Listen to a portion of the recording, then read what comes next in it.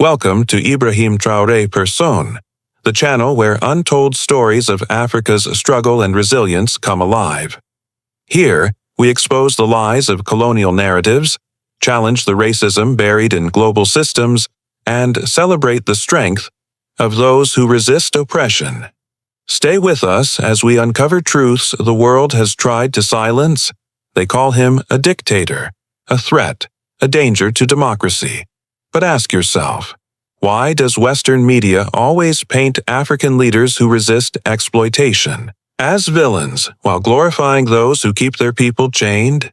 In a world where stolen resources build skyscrapers abroad while African children walk barefoot to school, the narrative of the so-called white savior becomes more than just biased, it becomes a weapon. And Ibrahim Traore, a young soldier, who dares to challenge centuries of racism and colonial lies, is caught at the center of this storm. Today, we peel back the layers of propaganda and expose the truth behind the headlines. To understand why Western media calls Ibrahim Traore a dictator, you must first understand the history of how Africa has been framed in the global imagination.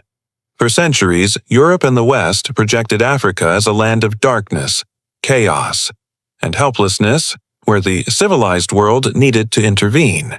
This narrative of the so-called white savior became the foundation of colonialism.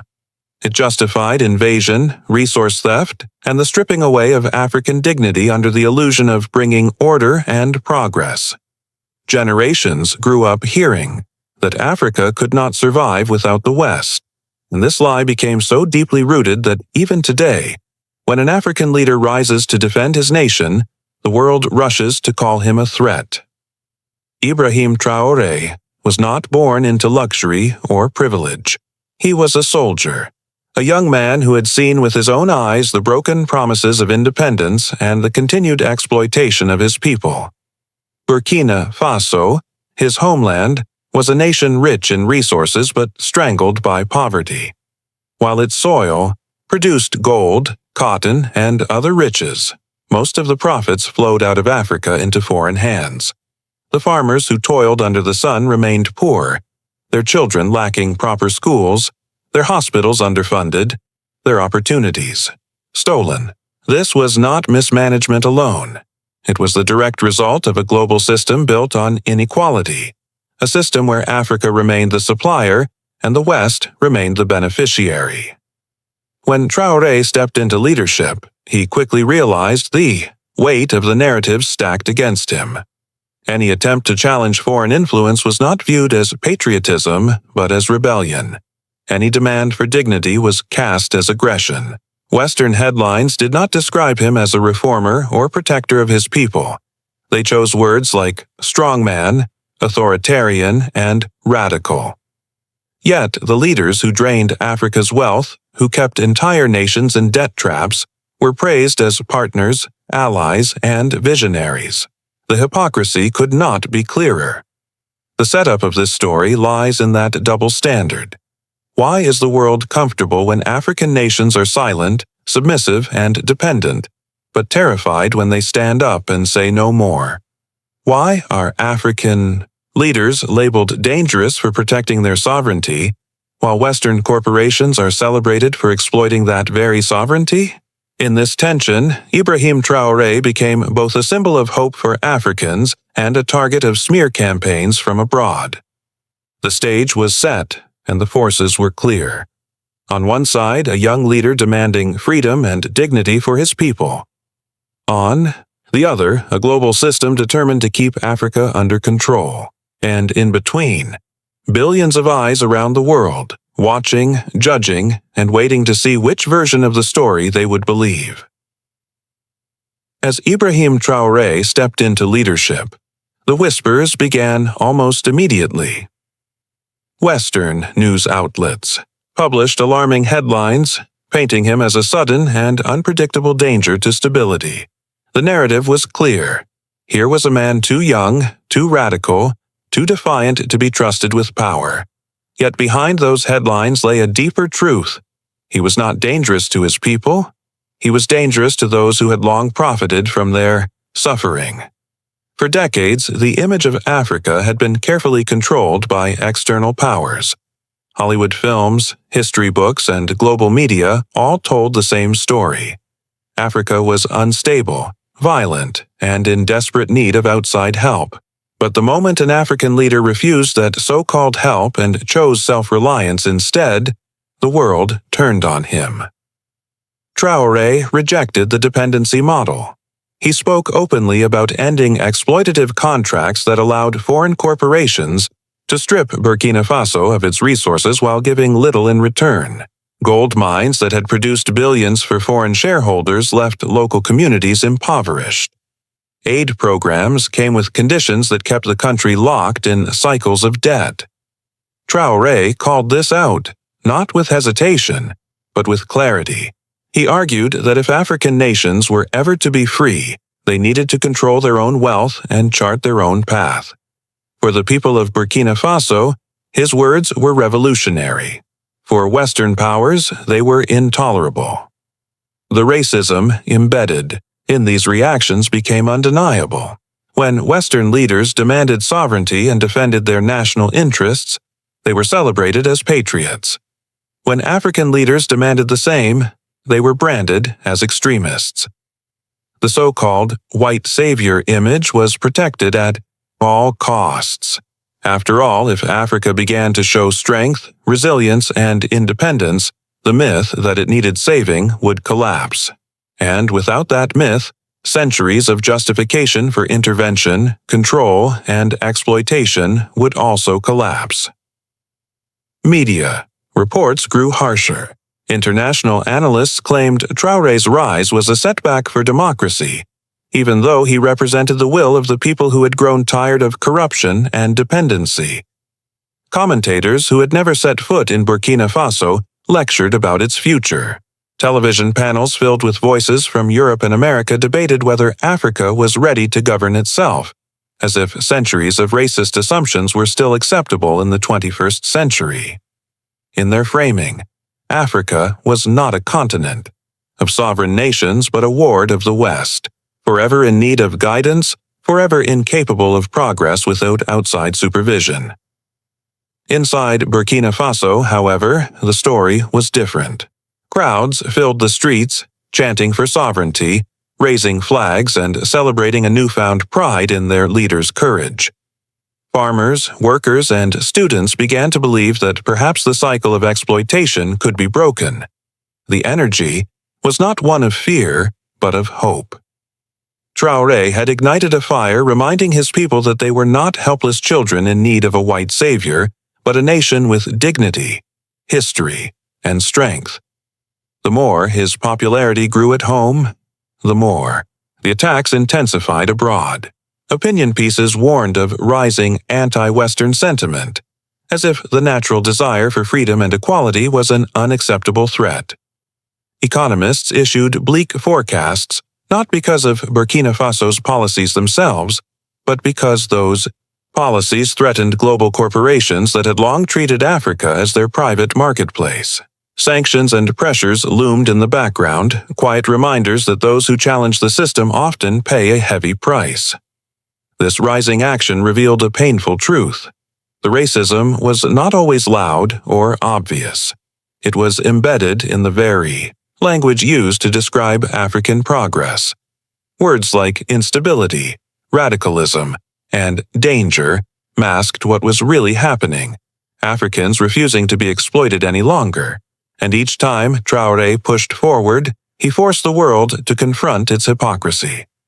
Why was it acceptable for the West to dominate markets, dictate policies, and enforce its will, but unacceptable for an African leader to simply protect his people's resources? The tension built with every speech, every reform, every act of defiance. Ibrahim Traoré was not just a man standing against foreign influence. He had become the embodiment of a continent's refusal to kneel. And that, more than anything, terrified those who built their power on the belief that Africa would never rise. The storm finally broke when Ibrahim Traoré stood before the world and said what few African leaders had dared to say aloud. With calm but unflinching resolve, he declared that Burkina Faso would no longer be a playground for foreign corporations, nor a laboratory for policies crafted thousands of miles away by people who had never walked its soil. His words cut through centuries of carefully constructed lies, exposing the ugly truth that the West did not fear instability. It feared independence. And with that declaration, the backlash reached a fever pitch. International newspapers splashed his image across their front pages, casting him as a reckless soldier who had seized too much power too soon. Commentators labeled him a destabilizing force, a dictator in the making. Entire television specials dissected his every move, twisting his speeches into signs of aggression. Yet none of these voices admitted the simple truth, that his only crime was protecting the dignity and wealth of his people. In their eyes, this was unacceptable, because it shattered the story of Africa as helpless and dependent. Behind closed doors, Western diplomats issued warnings. Aid packages were suspended. Development loans suddenly came with impossible conditions. Contracts with multinational corporations began to unravel, as foreign companies threatened to withdraw unless Burkina Faso returned to the old system of quiet exploitation. It was a coordinated message. Defiance would not be tolerated. And yet, instead of bowing, Traoré doubled down. He told his people that dignity was worth more than dependency, that sovereignty meant sacrifice, and that Africa's freedom could never be negotiated. The climax was not just political. It was psychological. For generations, Africans had been told they could not rise without a guiding hand from the West.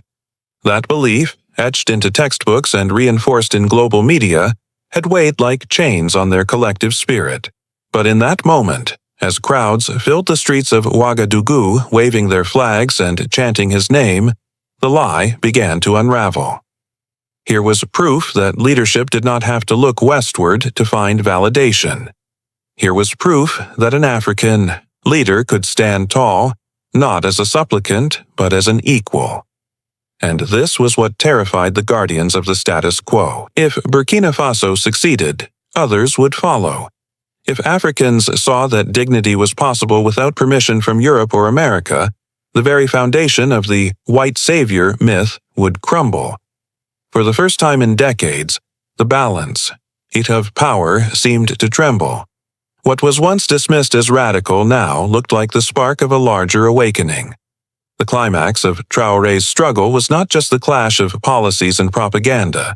It was the clash of two visions of the world.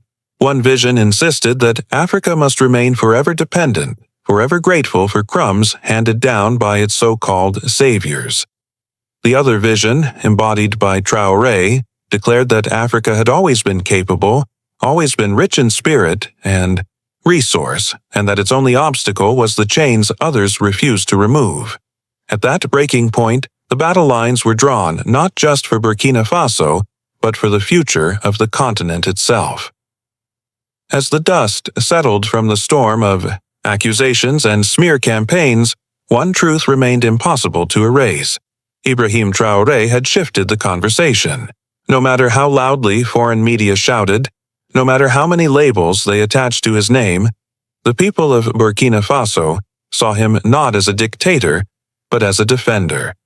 And across Africa, his message echoed in villages, towns, and cities, reminding millions that they were not powerless, not voiceless, and not destined to remain under the shadow of others. The narrative that had once placed the West as savior and Africa as victim had been cracked open, exposing its racist core for the world to see. In the weeks and months that followed, challenges did not disappear. Economic pressures remained, threats continued, and the weight of leading a nation under constant scrutiny did not lighten. Yet the impact of his defiance stretched beyond immediate outcomes. He had reminded his people that sovereignty was not a gift to be granted by outsiders, but a right to be claimed. He had shown that dignity could not be negotiated through contracts or purchased through aid. It had to be lived, defended, and carried forward by each generation. The story of Traoré's struggle against the white savior lie was never just about one man or one country. It was about reclaiming a narrative that had been stolen for centuries. It was about proving that the same voices that once justified slavery, colonialism, and exploitation were still trying to dictate who deserved freedom and who did not. By standing tall, he revealed the double standard for what it was: a system, terrified of African strength, terrified of African unity, and terrified of a world where Africa was no longer dependent, but equal.